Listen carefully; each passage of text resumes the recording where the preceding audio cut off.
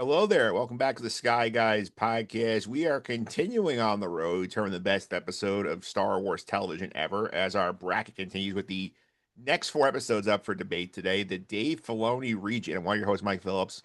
With me, as always, the man who's voices here in narration every single week. Pete Considori is here. Pete, how are you?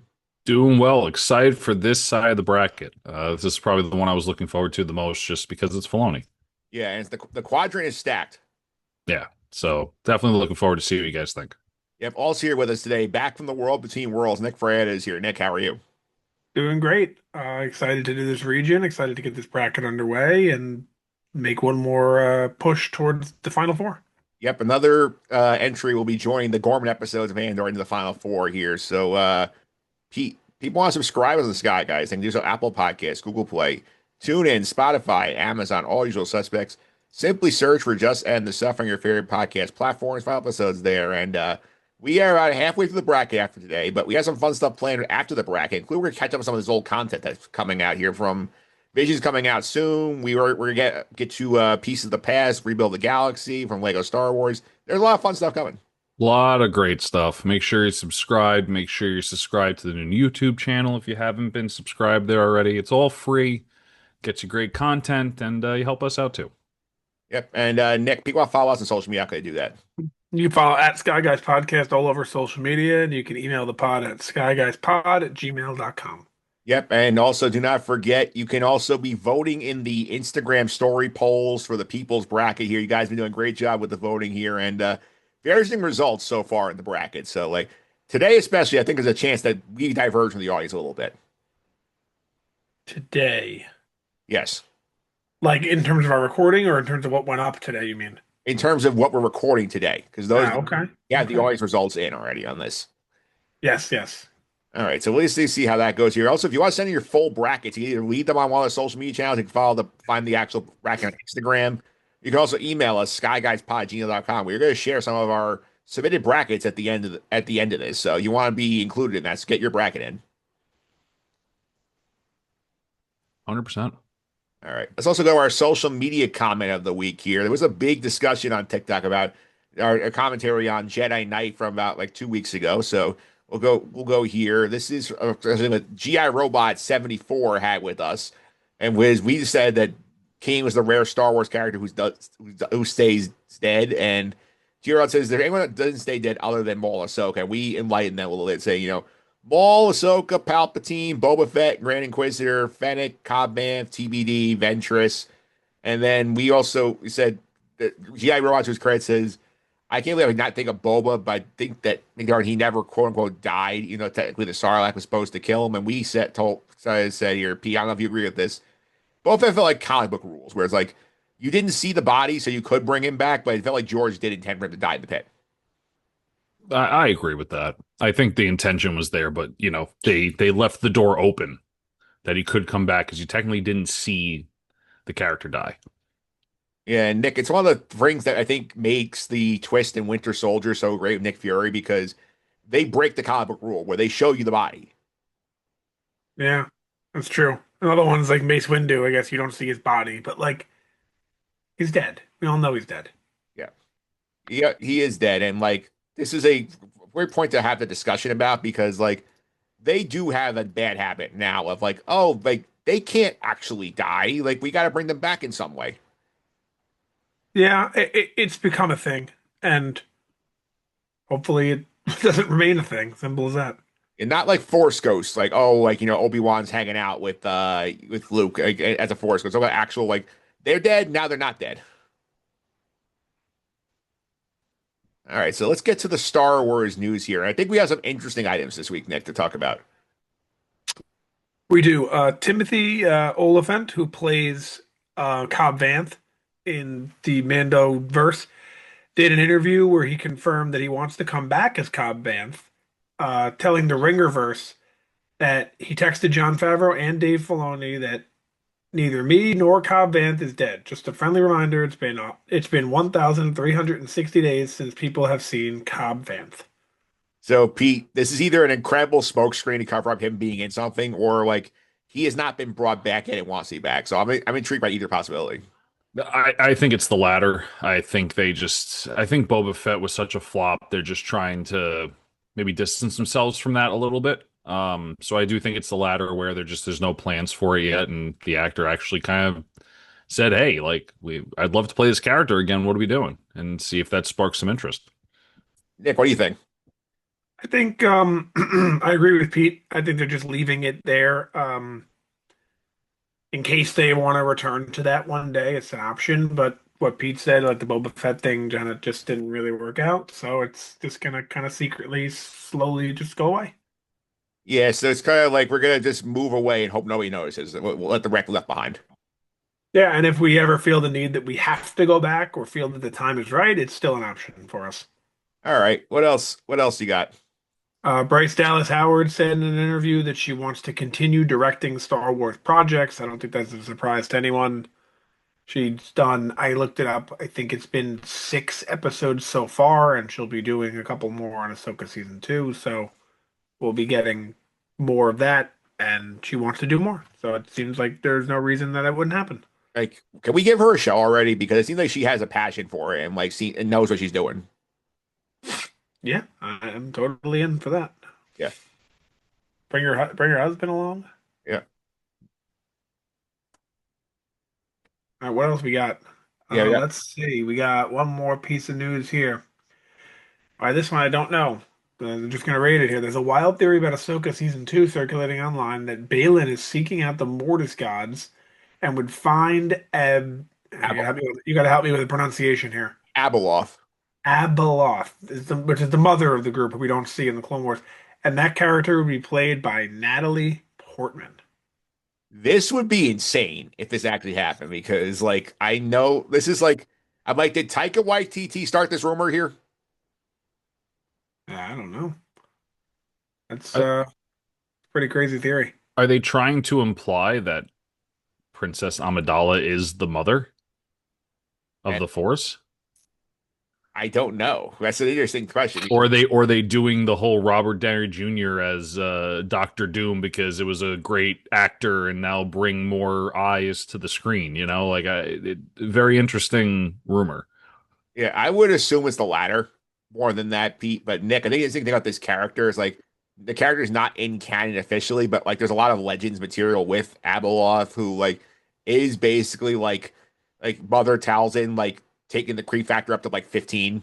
Like I think that's the way you sort of look at her, and it's interesting to see like if this is where we're going. I feel like Filoni would be game to explore something like this. Interesting. We'll see where they go with this. I would imagine it's what you had same what you said is it's not going to be Padme. It's going to be Natalie Portman playing a different character just because it's Natalie Portman. But we will see. We'll see. First off, we'll see if it even happens, and then second off, we'll see who she plays. Yeah, I would bet we get the character, not Natalie Portman. That'd be my hunch. Let's we'll certainly see. It does seem I certainly the first part of it's not surprising whatsoever. That Balin would be seeking out the Mortis gods. Like that just kind of makes sense. Yeah, But the second half of that comment where it kind of like gets a little crazy. yeah. That's why I say it's a wild theory. Right. All right, that's what we got for the news here. Yeah, that's it for the news. All right, so we'll go over here. We got the bracket today. We're continuing on to the next region here, which is the Dave Filoni region here. And we're going to start out here with these four matchups here. So to reset for the audience here, I'm going to put the visual on the screen so you can take a look with your eyes and on the YouTube version, the Sky Guys podcast on YouTube. So the first seed in this region is the Andor season 1, episode 10. Pete fancies that is One Way Out, the jailbreak episode against the Ahsoka Part 5, won its first four matchup to earn a spot here. And then two Mandalorian Season 2 episodes. Chapter 16, which is The Rescue, which is the Luke Skywalker going down the hallway and destroying Dark Troopers. And The Mandalorian Chapter 13, which is Ahsoka's live-action debut. So some four fun episodes to talk about today. For sure. And all live action, Nick. Yeah, this is going to be a fun discussion. I vote we start with the top matchup, but I'm really happy either way. All right, so let's start with One Way Out here because this is obviously an episode that we loved in the real time. We went back and watched it with a friend of the podcast, Kyle Katarn, before Andor 2 came out because famously, Pete had to miss that podcast we did in the real time, so we got Pete in the mix here. So we'll maybe next year, Pete, we'll get Kyle Katarn back, and we'll do the Gorman episodes since you had to miss those. All right. Yeah, it sounds good. All right, so we'll try and work effort that off screen. But Nick, start us out here. Like one way out, like what stands out to you about why you think this should be in the conversation for the best Star Wars TV episode of all time? It it hits everything perfectly. There's good action in the episode, first of all, that I don't think gets appreciated enough is the action. There's an unbelievable story that's playing, and to be clear, when I'm speaking about this episode, I kind of think of the whole arc. I kind of lose episodes when it comes to Andor. I think of just Cassian in prison. I think of that set of episodes, to be honest with you. But today we're only speaking about one way out in particular, so try to focus in only on that episode as much as I can. And the whole escape is just flawlessly done. It creates the monologue that Andy Serkis has when he's speaking to the loudspeaker. It's just it hits in the field. It's so well written. It's and then all they go through all of this trouble to get out of this prison where you eventually find out what it's for, but at this point you don't know. But you get all through all this work to get out, and then right at the end, see Cassian look at him like, "Well, what's going on? Aren't you coming?" Like I don't remember the exact wording, but he says like, and he basically says, "No, I can't swim." That's exact. So, It's the exact word. He says, "I can't swim." I don't know. I'm saying I don't remember the words Cassian said to him. Like, "Are you coming?" or something. I don't know what he said. Yeah, that's right. But anyway, he goes, "I can't swim," which essentially just means I knew I wasn't getting out of this, and I did this for the greater good rather than myself, which is something that it just shows how good the writing is in this. And one of my favorite episodes, so very excited Yeah, to see if it advances. this just stood out for me, Pete, for that reason. Also, people don't remember this one. Did you get the famous Luth and Lonnie speech in this episode too? It's towards the end. It's like something you forget about when they go down the elevator and Luthen basically outlines why he's going to die. Like Yes, I always forget that that's in this episode too. that makes it even harder to beat, in my opinion. It's like that's two heavyweight moments like in one episode. Yeah, I mean, look, it's a strong episode. I mean, we've marked that as like the benchmark before the Gorman Massacre, pretty much episodes. We marked that as the benchmark as the best, form of TV when it comes to our rankings. So it's definitely a strong episode. I have my thoughts on it though that I think we'll get to a little bit later when we vote. Okay, so anything else you want to add about this episode in the discussion before we take on what it's going into? Because I think for me, I think like yes, the prison break stuff is fantastic and well choreographed, excellent writing. Exactly that we rewatched it here. Also, like that Mon Mothma like scene, like with the who is the with Davos Skulden and Tay Kama when they're in her living room and they're all sitting on the couch like as far apart from each other as possible, like in that awkward dialogue. That was also very good. Yeah, I mean, when you speak about Andor and you talk about directing and writing and dialogue, it's all going to be top tier. Yeah, absolutely. P, anything you want to add this before we move on to Shadow Warrior? Nope. Negative. All right, so let's go to Shadow Warrior, which won its first four matchup to get here. So, do you want to reflect, Pete, on like what made Shadow Warrior, I think, the one episode of Ahsoka to actually make the main bracket? I mean, I think let's just call it what it is. I think the cameos and the return of characters is what really was it. I mean, if I'm remembering correctly, this is the world between worlds, right? So having Anakin come back is huge, right? And I'm not talking about just Darth Vader in a suit. I'm talking about Hayden Christensen, having the flashbacks to the Clone Wars, and also just that whole episode as a whole was very good. I think that's why this comes into this as a play-in for final four, first four, whatever the hell it's called. So I think that's the main point. I got to be honest with you. There's a part of me that thinks that this is not going to pass because that's the only part of that episode I really remember and sticks to me, which is the world between worlds part, which is a major part of the episode. Don't get me wrong. It's not like it's only a 30-second clip. It's probably about half the episode is going back and forth with that. But I think that's why this sneaks in here. Yeah, Nick, I think also this episode is important to remember here is like obviously also great acting by the young Ahsoka, played by Ariana Greenblatt in a bunch of different things over the course of this year. And it does feel like a culmination to like a lot of years of storytelling for the character of Ahsoka, dating back to the Clone Wars movie in 2008. Like now it's like come 15 years later, you get this sort of like big like moment for her. She moves forward as a character. That's a good point. 15 years, wow. When you put it that way, it sounds crazy. But I agree with Pete in that it seems more like a mo and I don't want to say a moment. It seems more like a scene or a group of scenes rather than a episode. And of course, it's a good episode. I mean, compared to this One Way Out episode. And I do remember though to defend it when this came, this was a thing. So this was a thing on social media. This was a thing in pop culture. Yeah. And that is more than you could say about One Way Out. I think to give the Ahsoka episode its flowers, I have to bring that up. When this came, this was all over the internet. This was people telling their friends, "Holy oh my, holy shit, Anakin's in the episode, whatever." You can't say the same about Andor, especially in season one. Yeah. Um, but with that being said, I think you know where I'm voting either way. Yeah. I'm assuming you're putting One Way Out through. I am. Uh, I will also put One Way Out through. P, you gonna make this unanimous? You giving this Shadow Warrior a vote here? So I mean, I'm giving it to Shadow Warrior because I wholeheartedly think that One Way Out is the best episode of TV, but it's not Star Wars. The only element of Star Wars in Andor is that Cassian Andor's in it and they're working to make parts for the Death Star. There's not really a whole lot there. Okay, maybe the guards, right? But like there's really to me not a whole lot of Star Wars in an episode. So that's why I was going to give it to Shadow Warrior because it is a Star Wars episode through and through, regardless if I remember all of it or not. And that's kind of why I was going to vote the other way. But obviously, One Way Out is a huge episode in this bracket that's going to be hard to dethrone. Yeah, so to be clear, the audience went with us on this one 64 to 36. So about two-thirds is like we had. So that at One Way Out moves on. All right, now we get to the 2-3 matchup. It's always a tough one. This is like your 8-9 matchup in college basketball. Yeah, this is Mando 2, both episodes here. So we'll start out with the higher seed, which is Chapter 16, The Rescue. And you talk about Ahsoka Season 2, that episode of Ahsoka having a moment here. Everyone on the internet remembers where they were when Luke Skywalker's going down the hallway destroying the Darth Troopers. Then he shows up and meets Grogu and Mando and all that. That broke the internet when it happened. It did, but I gotta say, outside of the last 5 minutes of this episode, do you remember what happened?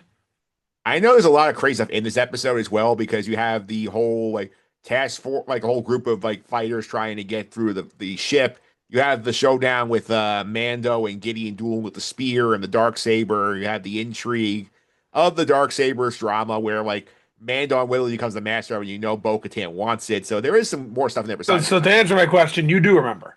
Yeah, like this Okay, episode. so I don't really remember. You do. Is this the same episode when the guards and Grogu was throwing them around with the Force in the cell, That was the or week. is that the episode prior? That was the one before, which is a snub for the bracket. Okay, so yes, I mean, hearing all that stuff, I remember it again now. But when I just look at these two on screen, I don't really remember much from them at all. Which is why I'm excited to do to go through Mandalorian season 2, episode by episode, when we eventually get to that. And I believe in the spring we're doing that We're doing it in January actually, so even sooner. in the winter. But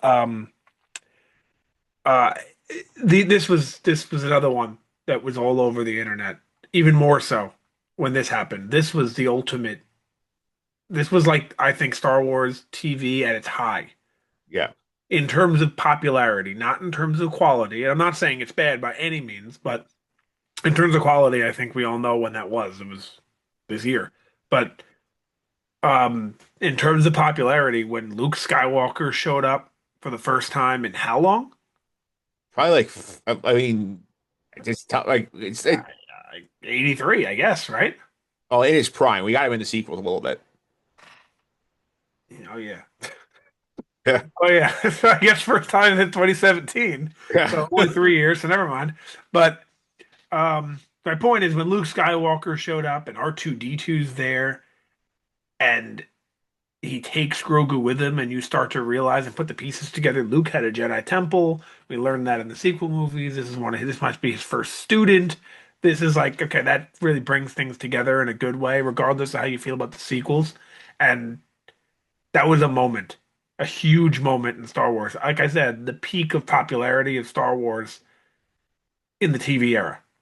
Yeah, P. I think this definitely stands out for that reason because not only that, you have to remember too, like season two comes out in 2020 during COVID when there's really nothing going on TV wise for the most part because a lot of stuff is delayed in production here. So like this is probably the most consistent week to week show we were getting in terms of pop culture moments here. And like I think the thing that gets makes it seem better is like you get the shot of the X-Wing flying in, you get the green lightsaber lighting up here, and then the absolute shock you see like how well the deep fake of Mark Hamill's face looks compared to it, and having the dialogue of Mark Hamill, you're like, oh my god, this is actually like Luke Skywalker if they filmed this in the 80s. Yeah, Right age. yeah. I mean, I think you hit the nail on the head. I mean, this is huge. I mean, this was another thing like seeing Hayden Christensen in Shadow Warrior. This is like a holy crap moment. So, I mean, you guys pretty much summed it all up. It's just it's a badass moment that was all around pop culture when this came out. Yeah.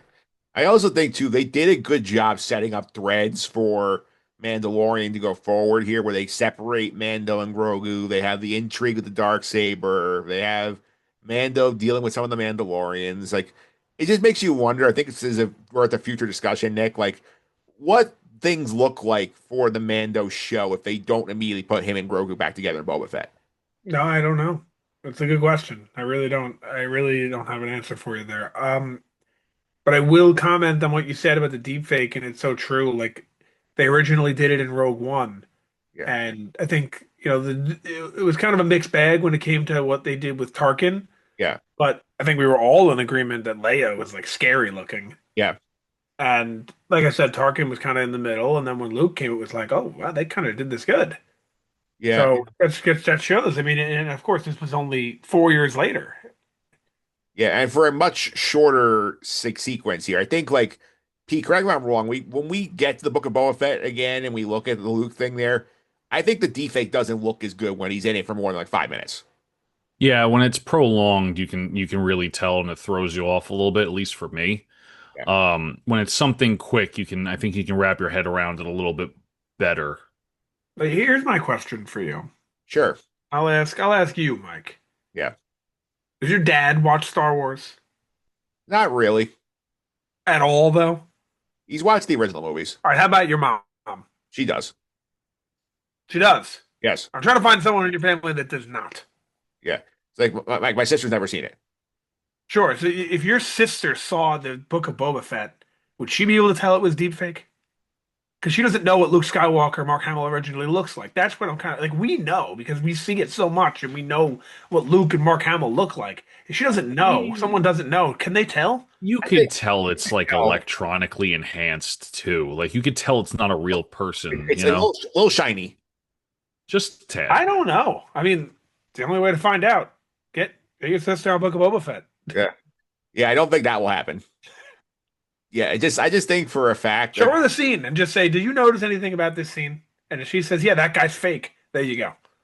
yeah, I just feel like it's a shame too because the actor who they have as the live action stand-in for Luke kind of looks like a young Mark Hamill, and I feel bad for the guy because like we're in an era where like like we have now lived through the audience not fully revolting at Bail Organa being recast from Jimmy Smith to Benjamin Bratt, and like this guy like feel like he's a talented actor, like you could like give him a shot in another universe.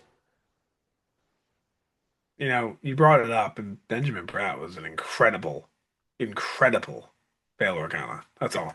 Yeah, It really was. That was so good. yeah, he fit the vibe perfectly too. It really did. Yeah. All right, so we'll go to the other episode here. Ahsoka. I mean, I guess Mando chapter 13, the Jedi, which is Ahsoka's live action that which gets teased earlier in the season. We see here the stuff, some of the elements we get here that set up the Ahsoka show, where Ahsoka is on Caladan trying to track down Morgan Elsbeth, who she's trying to find Thrawn to find Ezra, and we get a lot of stuff in here. Pete, we learn Grogu's name for the first time. We get some incredible like duels here. You got the old like samurai vibes with this episode. So, how do you feel about this episode? I think this episode was great. I think it had it all. I think it had the cameos, it had the story, it had the action, it had a meaningful story. I mean, let's call it what it is. Mando sometimes doesn't have meaningful story. I would argue that most of the time it doesn't have meaningful story. But it's really really good. I remember not like beat for beat, but I remember the action. I remember what happened. Ahsoka was, I mean, that's what sparked this podcast was that Ahsoka episode, right? Going back and seeing where Ahsoka came from for like me. I know you guys maybe had watched the Clone Wars before me and stuff like that. So fantastic episode all in all. Nick, what do you remember about this episode specifically? I don't remember a lot of this episode at all. At all. Yeah. And I feel like I'm not really I'm not really contributing to the pod here because I don't really have an answer for you. I don't remember whatsoever this episode. Yeah, I did like the end when like Mando and Ahsoka had to work together to go like liberate the village that like Morgan was basically ruling over like a despot, and then like I like that we had this sort of like sort of dueling Japanese style here where like I think she has another like guy there helping her out, and then at the point where like Ahsoka goes in deals with Morgan Elsbeth, like the other guy's then is like, hey, we have to stand down, it's their fight. Like we're just here to be their seconds. I thought that was a cool sort of like throwback to like feudal like Japan style like stuff. Okay, I do remember this a little bit. I Yeah. do remember the showdown. I do remember her just like kind of chilling. It seemed like she was like 3 minutes walking distance away, and I feel like she should have been further away from the town. But I guess that's just my perception of it. But it's definitely not how it actually was. But I'm starting to remember this now. Yeah. And again, we'll cover this in January where we go through season 2 of Ahsoka. So like it'll be a nice little refresh of the movie, see if any of these elements pop up. All right. So I think like this is an interesting discussion. I think it's a lot closer than people would think. I'm gonna vote for the rescue, but I think of all the stuff it sets up besides Luke Skywalker one was pretty good. That's my vote. Pete, where are you going with this? I'm going with the Ahsoka episode. I just think it's a more rounded and better episode of Star Wars than the 5 minutes of Luke Skywalker. Nick, you get to break a tie. I'm going with you. I'm going with the rescue. You a lot of the stuff that you mentioned also too. Yeah, so Like with the fight with Moff Gideon and all of that and the breaking the barrier stuff. The episode is coming back to me, and I think it's a winner here. all right, so it moves on here. It moved on from the audience as well. 67 to 33. Again, about 2 to 1. So I think we are simpatico with the audience so far. All right, well, let's see. So that means we got the finals too. In the final, it's one way out against the rescue. And Pete, you can go first. You're not gone first yet. What are you gonna put through? I'm putting the rescue through first. I still believe that even though One Way Out is going to be the best episode of TV compared to the Gorman Massacre 2, as well as the Gorman Massacre, I should say, arc, it's going to be the best. But when it comes to the best Star Wars episode, I think it lacks the Star Wars comparatively to other things. And I think that we get a lot more Star Wars in the rescue. So I'm going rescue. I'm going one way out because for me, it's like like for me, it's like I know the Luke Skywalker one was cool, but like if you gave me a choice, like okay, you can watch one of these right now, and like that's the only one you can watch. I'm picking one way out first. It's sort of the way I would move this forward here. So Nick again gets the break of tie. Yeah, sit down, Pete. You're 0 for 3 today.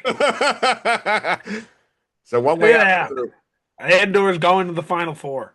All right, another Andor episode in the final four. How many more Andor episodes do we have? There's a couple in the other brackets, so Okay. Well, we'll see if the final four ends up being all Andors. I don't think it will. I don't think so either. We'll see. I think these are stronger, the strongest Andor has to offer. They're in the bracket. All right, well, let's see. Who do we have for the people? And the people went against us here. They went with the rescue. They went with Pete 62 to 38. The rescue has made the final four of the people's bracket. That's pretty close. I mean, all of those were kind of close, to be honest with you, Yeah. within the 60s and 30s. So, not mad about it. All right. So next up here, we'll talk about. You gotta remember too, we're dealing with our following like base on Instagram, where you would imagine they're all Star Wars fans. Otherwise, why would you be following us? Yeah. And I would just imagine that a Star Wars fan would generally like Mando more than they like Andor, not because it's better, but because it's more Star Warsy. It's got more lightsaber and like You would think. and like crazy. I'm sure, of course, there are Star Wars fans out there who like Andor more. Probably Star Wars fans out there who like Boba Fett. Yeah. Ugh. I But don't know my about point that is, one. there's something for everyone. Yeah. I will say, even though I went against Andor pretty much every single round here, I still think Andor is a much better show than Mandalorian. Yeah. Like that by far is not what I'm trying to say. I think I know I'm you're trying to you're look trying at to it. think in the lens of a Star Wars fan. Well, not even just that. But It's the Star best Wars. best episode in Star Wars, and I understand Andor falls in that, but if we're talking about best Star Wars episode, it's not very Star Warsy if you think about it. But it's still part of Star Wars, so we can't, I'm not going to split hairs here when it comes to that. All right, so now we're going to next week here. Except we're going to the John Favreau region here. So we're going here first up. The episode number one here is not an episode. It's season one, episode 6, which is the Eye, which is the when they have the heist on Aldani and they have the crazy escape there against Clone Wars season 5 Maul's Mandalore coup. That arc. That's the 1-4 matchup there. And then we have two more Mandalorians here. We have the very first episode of Mandalorian, which is chapter 1, and then chapter 4, Sanctuary, where we meet Cara Dune for the first time, and we see Mando try and pass Grogu off to the villagers there before realizing he has to keep taking care of him. So those are the episodes we're gonna keep an eye on next week. And I think of the one seeds that Andor has, I think this has been the weakest one so far, Nick. Yeah, I agree. This one will be interesting. I could see any of the four here coming out in the final four. So this is definitely the weakest bracket. I think 3 of the 4 I can see getting out. I think there's one that I don't think has a shot. But I will save that for next week. All right, well, we'll see. All right, so that's what's going on here. We'll be back next week to cover the Favreau region. I think you guys are coming on here. Really appreciate it. Pete, but while following on social media, how can I do that? At Conti29 on Twitter, CONSY29, AP Tyler 308. Posted this background on Reddit. Make sure you check them out. Yep, Nick, one more time. If you got to follow us on social media, how can I do that? At Sky Guys Podcast all over social media and at Sky Guys Pod if you want to email the pod. Yep, and do not forget the vote in the Instagram polls if you want to be part of the people's bracket here. So we are still doing those. So you see them up on the story. Feel free to vote. You can also follow me on social media, mphillips331. It's MPHILIPS 331. This is going to Justin the Suffering podcast. We're starting to gear up for the NBA season, Nick. Friend of the pod, Chris Persianen, stopped by to help preview the Knicks season here. So high hopes of the Knicks this year after they made the Eastern Conference Finals a year ago. Not many teams have higher hopes. No, they have aspirations to get to the NBA Finals, which they have a shot if they stay healthy. Yeah, I mean, they got to be top two in the East to make it in terms of odds, right? Yeah, probably them. I think it's them in Cleveland, I would say, for the most part. Yeah, all right. Yeah, right now, yeah, they're fourth odds to win the whole thing. Two of those teams are in the West, so yeah. All right, so we'll see what happens there. We'll be back next week with the Favreau region. Until then, may the Force be with you.